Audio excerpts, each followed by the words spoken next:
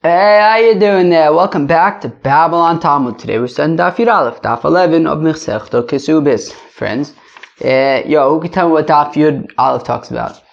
Okay, I guess technically maybe you don't know because you haven't learned it yet, but what do you think it talks about? I don't know, Ksubas, Basulas, stuff like that. Okay, so we're going to start in Daf Yud Aleph, 2 lines from the top at the Mishnah. Here we go. Hagiores v'ashvuya v'ashivcha. Okay, a convert or a girl who was taken captive, or a Canaanite slave woman. Sheniftu v'shenizgaru v'shenishtacharu. So the captive girl was freed, was redeemed. The convert converted, and the Canaanite slave woman was freed. Now,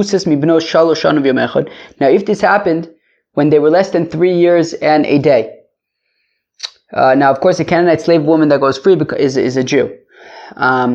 So now, okay, right? So you have this girl who was in captivity, or was not Jewish, or was a Canaanite slave woman. But by the time she was 3 years old and a day, she was already a Jew, or out of captivity. So Ksubason, Mosayim, Yishlan is Besulin. So then, their ksuba is 200, because even if, right, let's take as an example the captive, right? You have this girl who was taken captive, less than 3 years old. Even if when she was in captivity, one of the people over there slept with her, so her basulim would grow back, and therefore, when it's time for her to get married, the assumption is that she's a basula anyways, right? So in any of these cases, even if they had bia before they were 3 years old, so then they would, when they get married later, they would still be considered a basula, and their ksuba would be 200 v'yeshlem tanis basulin, which also means that if the fellow marries her, assuming that she's a basula, and it turns out that she wasn't a basula, so then he could say it's a mekachtaos, and maybe we're going to see what happens in the situation of konsu b'chezkas basula v'nimtzeis beula. It's going to be a machlok. It's going to be a discussion on Yud Aleph Amud Beis. But okay, he could make a claim of mekachtos that he thought he was marrying a basula, whose ksuba is 200. Turns out she's a beula. So the question is, okay, does that reduce her ksuba to 100, or does she not get any ksuba at all if it's a mekachtos, if it was a mistaken sort of marriage? Fine, right? So in any of those cases, we assume that she's a basula when she gets married, and if it turns out that she's not, so then it's a situation of konso b'chezkas basula v'nimtzeis beula. Says the Gemara, Amar Vuna, says Rav Huna. It's interesting Gemara over here, this bit. Amar Vuna ger ka'in matbilin also adas bezdin. So let's say you have a fellow who's a ka'in. Right, so you have this child who's a minor, and his father is out of the picture. So his mother, right, and now his mother takes him to Bezdin to convert. So Amar Rafuna says, Rafuna ger ka'in, a proselyte who's a minor, matbilin also aldas Bezdin. So he can go to the mikveh and become a Jew, even though his father is out of the picture. But Bezdin will take the place of the father, and Bezdin will be there when he goes to the mikveh and becomes a Jew. Also does bris milah. My kamash malon. So now the Gemara says, okay, that's very nice. What's the chiddush? What is the point? That, well, it's a positive thing to become a Jew, and we can do positive things for people even if they are unaware of it, right? A katan doesn't have das, so he doesn't necessarily realize that he's becoming a Jew, or at least the meaning of it. But nonetheless, you can do a positive thing for a fellow even without him realizing it, and therefore, so we want to say that that is why we would say that it's okay for this young fellow to convert to Judaism, Judaism, even though he doesn't realize fully what he's doing, because Tanina, but we already know that from a Mishnah, that you're allowed to do something favorable for a fellow even if he doesn't realize, but you cannot do something negative with negative implications, with negative ramifications on behalf of a person if he doesn't realize it. So I don't understand, right? We just said that this young fellow could become a Jew under the supervision of Bezdin. So how come? Is it because we're saying Zachin Adam Shlo B'fanav? We already know Zachin Adam Shlo B'fanav. It's a Mishnah in what do we say? In Eruvin. Ma'odetema, I may have thought to say, Ovid Kochavim Befker Nichale. Well, I may have thought that who says that becoming a Jew is necessarily a desirable thing? Ovid Kochavim might like it, and Ovid Kochavim might like being an Ovid Kochavim, might like to live a life without Torah mitzvahs. That we assume that a slave prefers to not be a Jew, prefers his lifestyle with less kind of halachis. So Kamash Malon, Danamili Gadol the time the Isur. So what it's coming to teach us is Enoch Hinami. Yeah, maybe a fellow who's not Jewish prefers his non-Jewish lifestyle without halacha, but that's a grown fellow, a fellow who's older, who has already experienced these things that may be attractive to life outside of the fold of halacha. Aval Kohen, but a young fellow who hasn't had the opportunity to experience these things, Zchusulo. So then there's only positive aspects in becoming a Jew.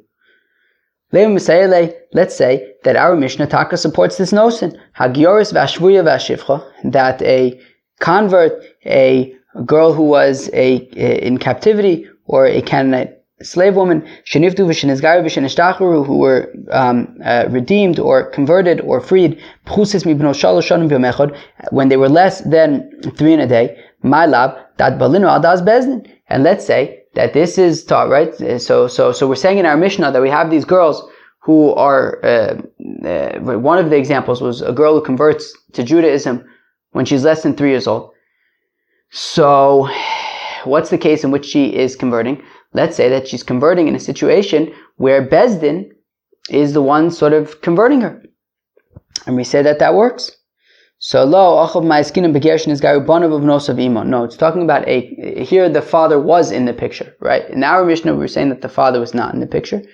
No, I'm sorry. In Rav Huna's statement, right? Rav Huna Gerkad Matbilin also Adas Bezdin. So that's talking about Adas Bezdin. That's talking about where the father is not in the picture. So Bezdin kind of is acting as in the role of the father. But our Mishnah is not talking about that. In our Mishnah, the father is taka there, and he's converting to Judaism along with his sons and his daughters, that we can assume that they're happy to go along with whatever their father is doing. So it doesn't necessarily, so our mission doesn't necessarily support the notion that Bezdin could serve as on behalf of the father in the case of converting a minor. Okay? Very interesting. Amr of Yosef Igdilu Yichol Limchos. So now says of Yosef something very interesting, which is that when they get older, nonetheless, they could change their mind, right? Meaning, so we're saying that you can have this minor who can become a Jew and convert to Judaism, but nonetheless, when they become older, when they become a bar mitzvah, I believe, so then they have an opportunity to say, hey, do you really want to do this, right? Because after all, when they converted, they didn't have, they were minors. Now when they become adults, they have the opportunity to renege. Now if they don't renege, and they say no, they want to remain Jewish, well then they're fully Jewish. Rav Yosef says, that when they get older, they could change their mind if they wish. Eis ve'abai. Abai asked a kasha on his Rebbe Rav Yosef, Hagyoris ve'ashvuya ve'ashivcha. Our Mishnah says a convert, a girl who is in captivity, or a Canaanite slave woman, shenivdu v'shenizgaru v'shenishtacharu, who were either redeemed or converted or freed, pchusis mibno shalosh shanim v'yom echad, when they were less than 3 years and a day. Ksubason masaib. So their ksube is 200 zuz. Now, Rav Yosef, if what you're saying is correct, that when they get older, they could renege and say, you know what, I'm actually not interested in being Jewish. Well, then I don't understand. How could our Mishnah say that this girl who converted when she was less than 3 years old, her ksubah is 200 zuz, and then if she gets divorced or if the husband dies, she gets 200 zuz, and then when she gets older, she could say, you know what, I don't want to be Jewish anymore, and she's going to be spending this money that she got from her ksuba when she's no longer Jewish. Rather, no, it must be, says Abaye, that if we're willing to pay her a ksubah based on the fact that she converted when she was less than 3 years old, it must mean that that is done. It's a done deal, and she cannot renege, and there's no chance that she's going to take the ksuba money and eat it while she's no longer Jewish, and use it while she's no longer Jewish. So Yosef says, no, we only give her that money when she gets older. But yeah, but when she gets older, she can always renege it. So she'll get older, we'll give her that money, and then she'll renege. No. Once she becomes an adult, and she has the option to renege, but she chooses to stay as a Jew, so then, at that point, she can no longer renege. And at that point, she gets her ksubah money, if she's divorced or widowed, and she could spend it, and there's no longer a concern that she's going to decide not to be Jewish anymore, and then spend the money. Mosiv Rave Asakasha on Rav Yosef, Elu Nairis Sheishloin Knas. That these are the Nairis, these girls that if a fellow sleeps with them, so then there is a fine. Habala Mamzeris, a fellow sleeps with a Mamzeris, Vala Nesina, or from the Nesinim, this nation of the water, the Vasterträgers, Vala Kusis, or a Kusis, these sort of questionable converts, Vala Gioris, Vala Shvuya, Vala Shivcha, and with regards to a convert or a captive girl or a Canaanite slave woman, that were redeemed or converted or were freed less than 3 years and a day. They also have a fine. Now, and just like Abaye asked in the situation of the ksubah, Rav is asking the situation of the fine for if a fellow sleeps with these girls. So then, right? Right? If we're going to say that when they get older, they can just renege on their Judaism, then how could it be that if you have this girl who converted when she was less than 3 and she gets older, she can just renege on her Judaism? Yet, if a fellow slept with her, we gave her this money, but she might renege on her Judaism and consume the money, spend the money when she's no longer Jewish. We give her the money when she's older. But when she's older also, can't she just leave? No, just like we said to Abaye, that once she becomes older and she has the option to renege and she passes on it, well then she's Jewish, and that's that, and she could take this money and she'll spend it as a Jew.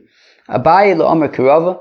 Abaye, who asked against Rav Yosef from Ksubis, does not say like Rava who asked from Knas. Well, the reason why we fine the fellow, right, if a fellow sleeps with any of these girls, so he has to pay a fine. The reason for paying a fine is because there has to be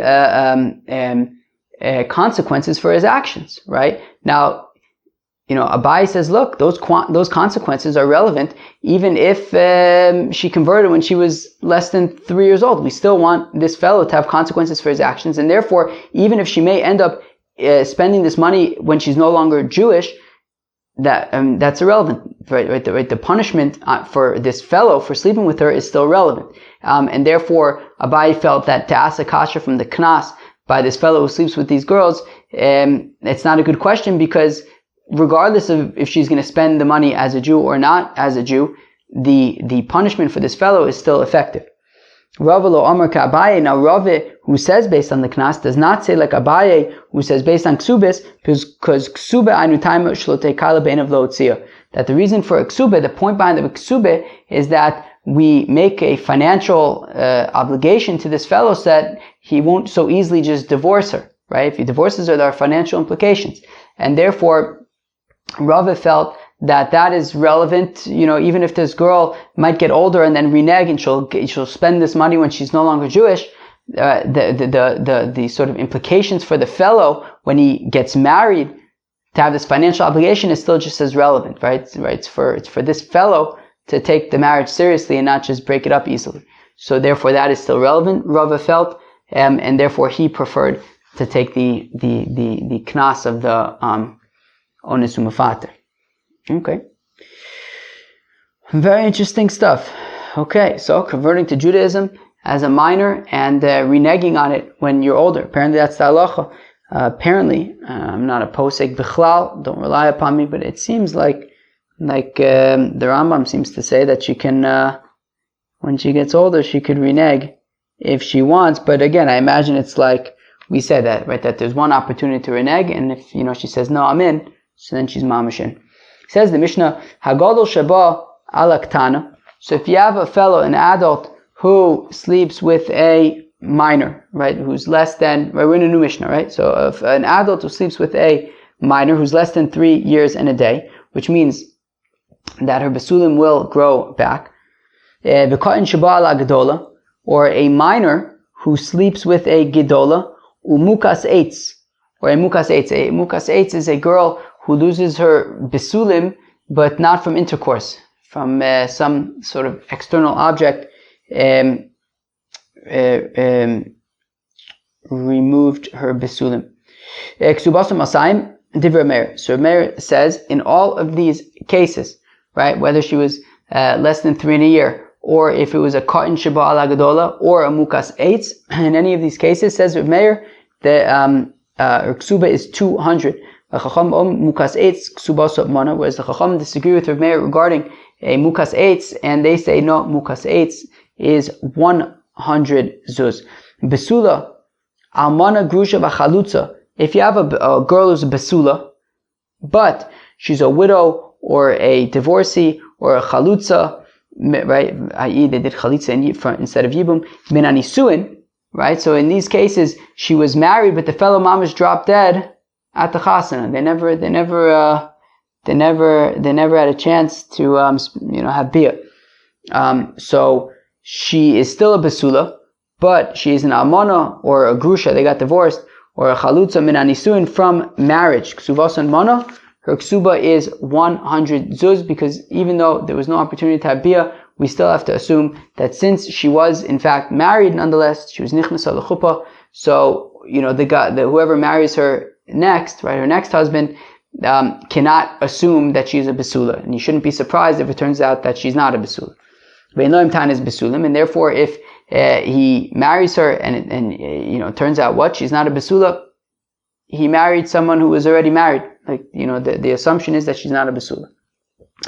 Hagioris v'ashvuya v'ashivcha, a convert, a captive, or a Canaanite slave woman, shenivdu v'shenizgayu v'shenishtacharu, that were redeemed or converted or were freed, Yiseiris al benos shalosh shanim v'yom echad, at a later age than 3 years and a day. Ksubas and mana, the ksuba is a mana. Ve'loim tanis besulim, they don't have a tanis besulim, right? Meaning if let's say this girl was in captivity, and then after, right, and she was older than 3 years old. So then if somebody there would have had beer with her, then her besulim would not grow back, and then therefore, we have to assume that unfortunately while she was in captivity, that may have happened, and we cannot assume that she's a besula, and her ksuba would be 100 zuz, and the chassan, her groom, can't wake up the day after the wedding and say, oh, you're not a besula.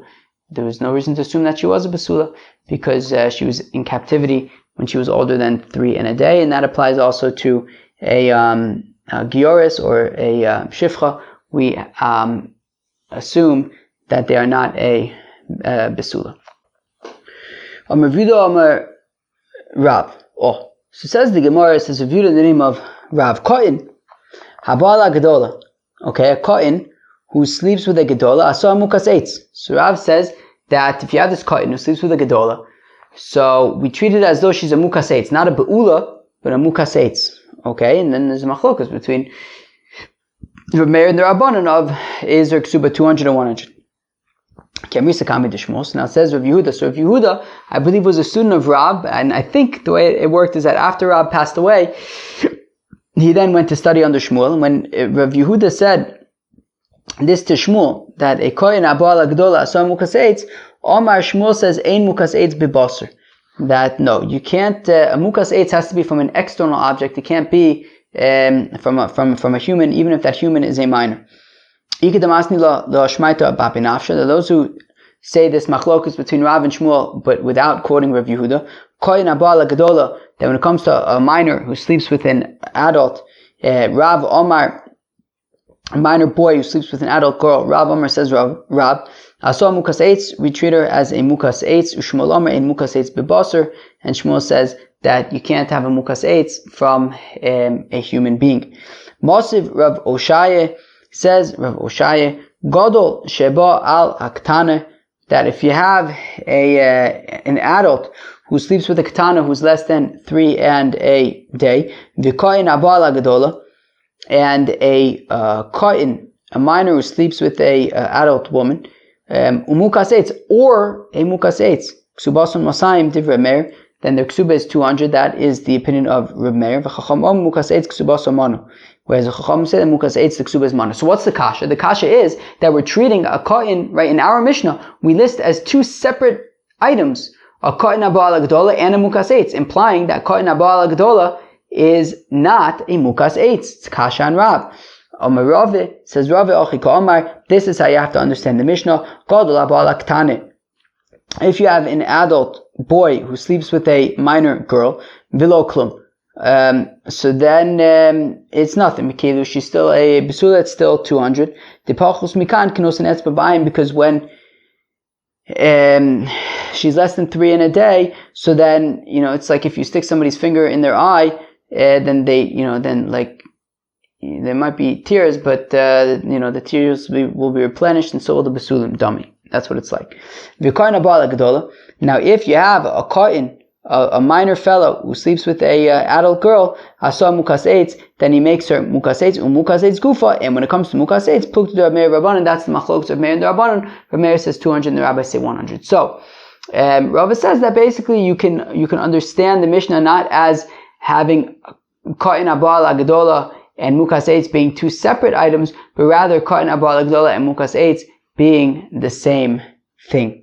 Now, so now we get, so until the end of the daf, it's an interesting discussion. It's a little bit, we have to work through it a little bit more. Nothing so crazy, but is a sugya over here about konso b'chezkas besula v'nimtza be'ula. That if a fellow marries a girl, assuming that she's a besula, and it turns out that she is a be'ula. And also how that applies, then also different implications. There's going to be a few different sugyas that come up over here. So it's okay. There's a whole bunch of stuff here. It's going to be interesting. Amar Rabbi Bar Chama says, Amar Bar Chama, machlokas k'shehikir ba. So Rabbi Bar Chama says that the machlokas in our Mishnah, about that Rav Meir says that the ksuba is 200, right, by mukas eitz, right? So Rav Meir says that by mukas eitz, the ksuba is 200. And the rabbis say, no, the ksuba is 100. Says Zohar Bar Chama, that machlokes is when he knows going into the groom knows going into the marriage that she's a mukas eitz. So then, okay, fine, he's marrying a mukas eitz. Rav Meir says that the ksuba is written for 200 zuz, and the Chacham say 100 zuz. Fine. The Rav Meir Medamila Levogeris, the Rav Meir says that the ksuba is 200 zuz because he treats a mukas eitz like a bogeris, right? We learned in Masechta Yevamis that a bogeris is a girl who's more than 12 and a half years old. So she may, right, there may not be besulim, right? The hymen might not be like it was when she was younger, but she's still a besula, even though there might not be any like dam besulim or anything like that. So we have a bogeris who's still a besula, and her ksuba is still 200, even though she might not like have besulim per se. So here also we treat, so Rav Meir says that we treat a mukas eitz like a bogeris, and the ksuba is still 200. Whereas the rabbis compare a mukas eitz to a be'ula, right? Like a woman who's had intercourse before, and therefore, just like a be'ula, the ksuba is 100. So also a mukas eitz, the ksuba is 100. Avalo hikirba. But if he did not know going into the marriage that she was a mukas eitz, then divrei akol v'lo klum, then everyone agrees that her ksuba would be nothing, because because it was a mekach tos. It was a mistaken. He got into this marriage mistakenly. He thought he was marrying a besula. Turns out she was a mukas eitz. He wasn't expecting that. Therefore, the ksuba is nothing. So that is the opinion of Rambam Bar Chama, that the machlokas between Reb Meir, who says the ksuba is 200 by mukas eitz, and the Chachamim who say that the ksuba is 100 by mukas eitz. That is dafka when he knew about this going into the marriage. So then, so the contract is, either going to be 200 or 100. But if going into the marriage he thought he was a besula, it turns out that she's a mukas eitz. Says Rambam Bar Chama, everyone agrees. Reb Meir and the Chachamim both agree the ksuba would be null. Fine. Reb Meir amay medami lo levogeres, nedami levuula. How come Reb Meir says that we treat a mukas eitz as in the same way that that we view the mukas eitz like we view a bogeres? Why doesn't he view a mukas eitz like a beula? Because beula is avid b'maisa b'dei adam, halo is avid b'maisa b'dei adam. A beula, somebody or a girl who's had intercourse before, so then she lost her besulim b'dei adam, by a human, whereas a mukas eitz did not lose her besulim from a human, and therefore it's not like a bula, it's like a bogeres, and therefore the ksuba is 200. Now, why do the rabbis view a mukas eitz like a beula? Why not view a mukas eitz like a bogeres? Bogeres lo yisavid b'maise klal, ho yisavid b'maise. Well, the difference is that a bogeres, there was no maise at all, right? She was never, penetrated by any, either human or object or anything, right? So the rabbis would say that's why her ksuba is 200. But a mukas eitz, there was a maise, and therefore it's like a bogeres, it's like a beula, and therefore a ksuba is 100. So Rambam Bar Chama had said, right, so the Rambam Bar Chama had said that the machlokas between Reb Meir and the Chacham regarding a mukas eitz is only when going into the marriage the groom knew that she was a mukas eitz. So then his machlokas is a 200 or 100. But says Rambam Bar Chama, if he didn't know and he thought he was marrying a besula, and it turns out he's marrying a mukas eitz, so then says Rambam Bar Chama, the ksuba would be null. Most of Rav Nachman asks akasha. He omeres mukas eitz oni. That this is a Mishnah. Where's this Mishnah? Tesamud Beis? What? No, wait. Wow, I'm looking at the wrong place. Yud Gimel. Okay, it's a Mishnah on Daf Yud Gimel. Right? A situation of Konsa b'chezkas besula v'nimtzeis beula. Right? A fellow marries a girl. He thinks that she's a besula. It turns out that she's a beula. He omeres, and she says to him, right? So obviously it's a situation of lo hikirba, right? He didn't know that she was a be'ula. He thought she was a besula. So it's a situation of lo hikirba. And he omeres, she argues, mukas eitz ani. She says, no, I'm not a be'ula, I'm a mukas eitz. V'u omer loki eladusas ish ot. And he said, the groom claims, that's not true, you're not a mukas eitz. You had a relationship with somebody else. Fine, Rabbi Gamliel, Rabbi Eliezer omer ne'emenes. Rabbi Gamliel and Rabbi Eliezer say that she is believed. Now, if Rambam Bar Chama is correct, that in a situation when he thought that he was marrying a besula, and it turns out that he's marrying a mukas eitz, or the ksuba is null, is nothing, right? Lo hikirba, he didn't realize that she was a mukas eitz. If we say the ksuba is nothing, well, here we have a situation of a fellow who thought he was marrying a besula, and what's her argument? Her argument is, no, I'm a mukas eitz. I.e., well, if mukas eitz, she doesn't get her ksuba is null, well then, what's the point of arguing that she's a mukas eitz? It's not going to help. Rather, it must be that even in a situation of lo hikirba, even in a situation where he thought he was marrying a besula, but it turns out that she's not, she's making the argument of, yeah, but I'm a mukas eitz. Obviously, then the ksuba is not null. It's going to have some kind of value, which is why she's trying to make the argument that she's a mukas eitz rather than a beula. Se'ela amar Rave. Rather, says Rave, ben hikirba uvein lo hikirba, that regardless of if the groom knew going into the marriage that she was a mukas eitz or not, either way, the Reb Meir Masayim. Either way, Reb Meir is going to say that the ksuba is 200 zuz for a mukas eitz, whether he knew it about it, whether he didn't know about it. The Rabbanon, according to the rabbis, hikirba mana, if he knew at the time, if the groom knew at the time of the marriage that she was a mukas eitz, so then her ksuba is amana. Lo hikir ba v'lo klum. But if he was unaware that she was a mukas eitz, then when it turns out that she is a mukas eitz, she would get nothing according to the rabbis.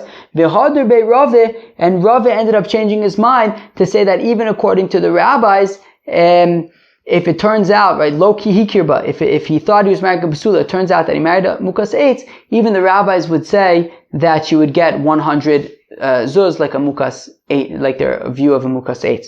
Okay, fine.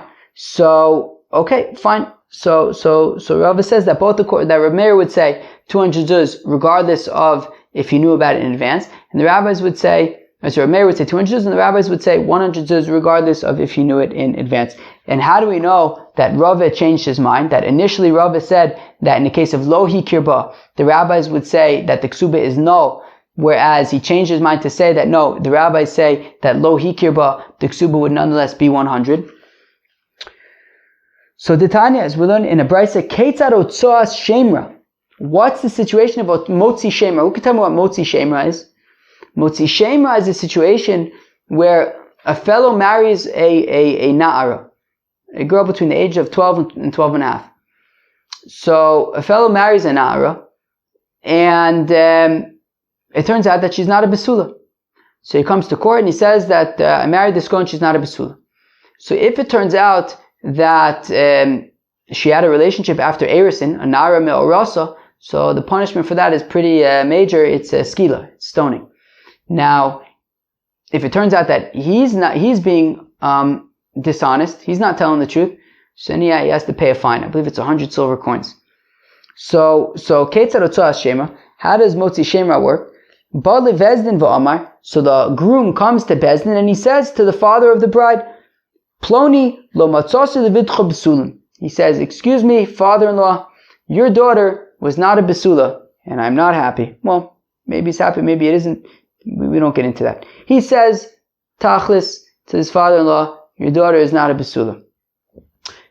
Im yesh edim shizin satachtov. So if he has witnesses that she had an extra betrothal relationship, well, yesh la ksuba mana, she'll at least get a ksuba of a mana. Once the Gemara says, wait, what? Im yesh edim shizin satachtov baskilai. Okay, scratch that. If, says the Gemara, if if there are witnesses that she had an extra betrothal, an extra erisin relationship, well, then she's chayev eskila. Hachikamim yesh edim she's in satachtav beskila zinsa meikara yesh l'ksuba mana. Oh, so what this brisa is saying, that how does motzi shemra work? The groom comes to Bezdin, he says to the father of the bride, he says, look, your daughter was not a besula. If there are witnesses that she had a relationship with another fellow after erisin, so she's a nara morasa, and she had a relationship with somebody else as a nara morasa, and there are witnesses, so then she's chayev eskila.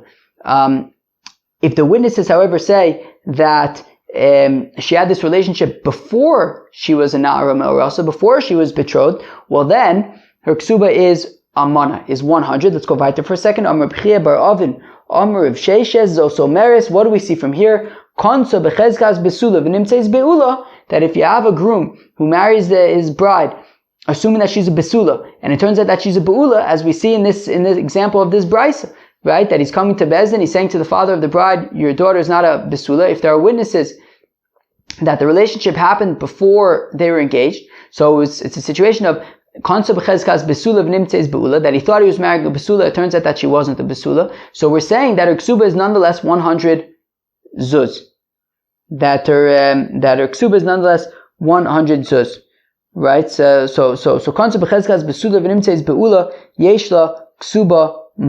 So nonetheless, her ksuba would be 100 zuz. Umasiv Rav Nachman, to which Rav Nachman then asks a question: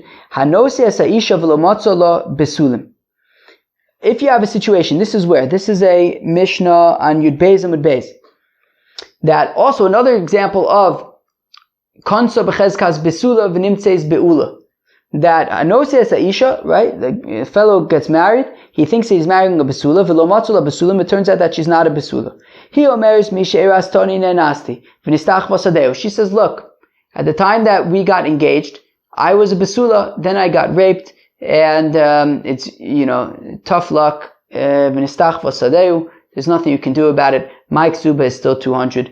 V'hu omer, and he says, Loki, that's not true. Ela ad shelo erastich v'emikrim mekachtos, and his claim is, no, I think that you had a relationship before we got engaged, or right. So basically, at the time that we got engaged, you were not a besula, and therefore I had made a mistake. It's a mekach tos. V'leis la klal. The implication being that she wouldn't get anything. So Rav Nachman is asking, right, that we had this case of motzi shemra, where we say that if there are witnesses that she had a relationship before the kiddushin, so then instead of the ksuba being 200, it would be 100, and yet we have this Mishnah coming up on tomorrow's daf that he says, no, you had a relationship before we got engaged, and therefore I shouldn't have to pay you anything, not just 100 zuz, but nothing.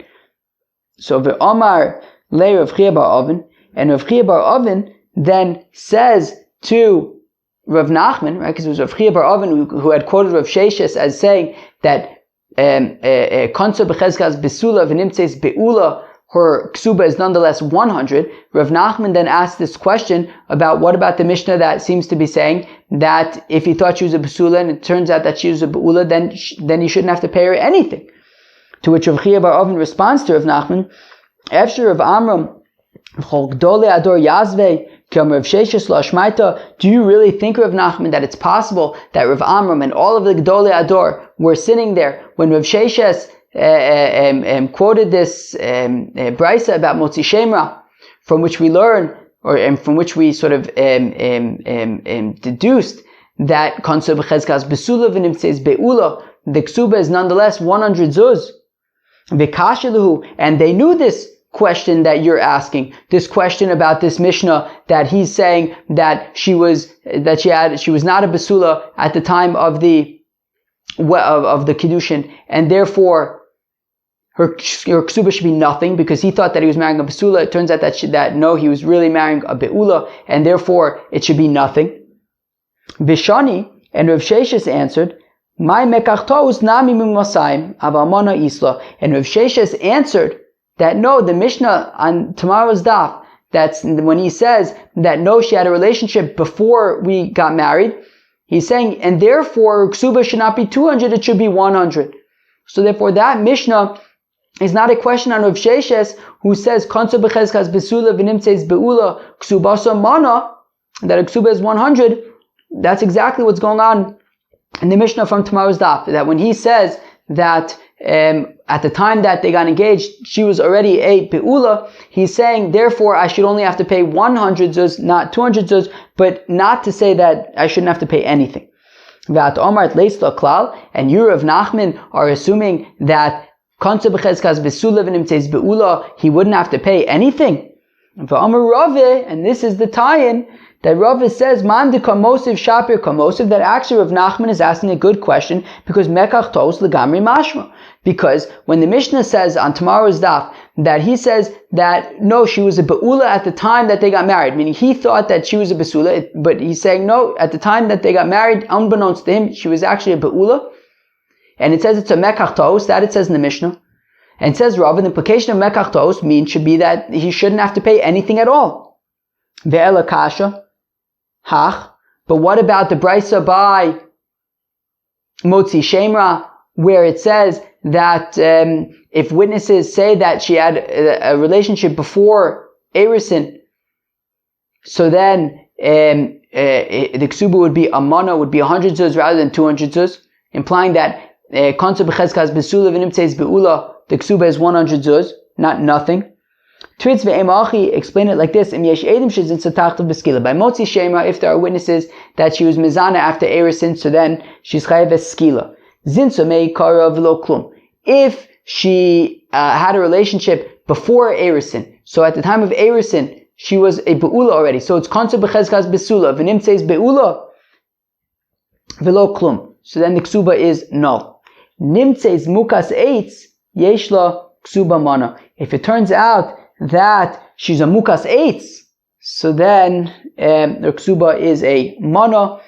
So what do we see? So we see that even in a situation of lo hikir, Right? Konsa b'chezkas besula. He thought that she was a besula. Turns out that she's a mukas eitz. And Rav is saying that the ksuba is 100 zuz.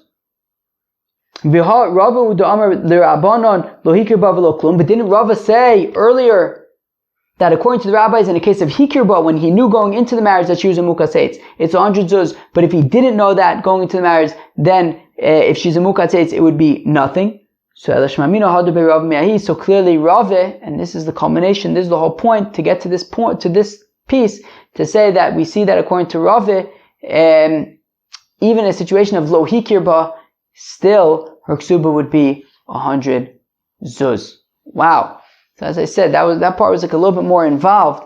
Nothing so crazy, but you did have to kind of hold cup. You did have to pay attention.